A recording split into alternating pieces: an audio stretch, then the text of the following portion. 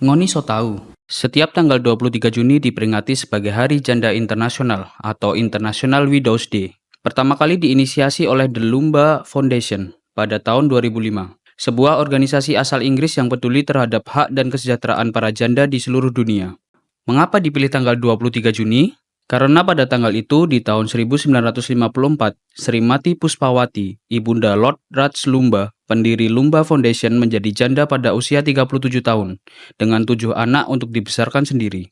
Lalu pada tahun 2010, Perserikatan Bangsa-Bangsa atau PBB secara resmi menetapkan 23 Juni sebagai Hari Janda Internasional.